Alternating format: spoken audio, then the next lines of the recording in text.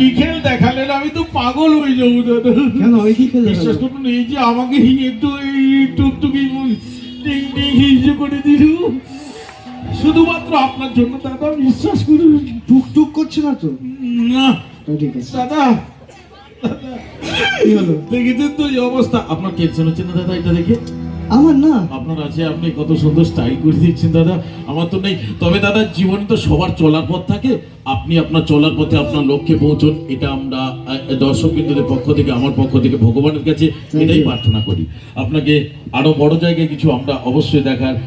তুমি আমার থেকে অনেক সিনিয়র, না না একই সমবয়সী, কিন্তু প্রফেশনাল সিনিয়র আই থিঙ্ক। না, তুমি আশীর্বাদ করতে পারো, কিন্তু আমি মনে করি শম্ভুদার এটাই হচ্ছে অহংকার, হ্যাঁ কি না? শম্ভুদা এটা অহংকার তো, কারণ আমরা সবাই শিবাজি দা বস দেখেছি, হ্যাঁ দেখেছি রজনীকান্তকে দেখেছি, হ্যাঁ। আজকে আমরা মঞ্চে শম্ভুদাকেও দেখছি। ভালোই দিলেন দাদা। আমি তবে আশ্চর্য দাদা, পাচ্ছি। আমারও জীবনে চলার পথ আছে, বুঝলেন না? আমার মনে হয় আমার জীবনে চলার পথে আমার প্রচুর হয়েছে ভুল, আর সেই ভুলের চোটে মাথা থেকে আমার উঠে গেছে সব চুল। আর কিছু? দাদা বিশ্বাস করুন, চলার পথ তো সোজা ছিল, হঠাৎ এসে গেল বাঁক, আর ইচ্ছে করছিল সেই বাঁকে ঘষে নিতে আমার টাক।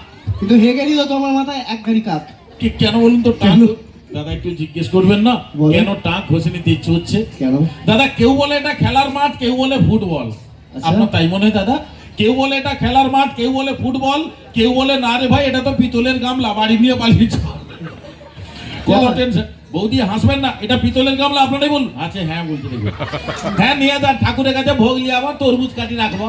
হ্যাঁ হ্যাঁ, শুধু এটা নয়, আমার বউও বলে বন্ধু। আছে আগে ঘন্টা হবে, ঘন্টা হবে। কেন? আমার হেভি মানুষ ভাই, আমার হেভি এরকম। আমি না একদম শান্ত ছেলে নই, জানো তো, দেখেছো এতক্ষণ ধরে। সেটা তো আপনার প্রথম এসেই তো আমি তো বুঝতে পেরেছি আপনি প্রথম আসার সঙ্গে সঙ্গে। কিন্তু আমার ভালো লাগলো, মানে ভালো লেগেছিল আগে দেখে এই মানুষটাকে। তো মঞ্চ শেয়ার করে কিন্তু আমি বিশ্বাস করি সবসময় এই মঞ্চে সবাইকে মানে বলা উচিত না, মানে যখন মনের মতো কাউকে পাই তখনই একসাথে আমরা পারফর্ম করি। Thank you. Thank you, thank you. তো যাই হোক, অনুষ্ঠান একদম শেষের দিকে। এবার এই মঞ্চে আমরা জুবিনটাকে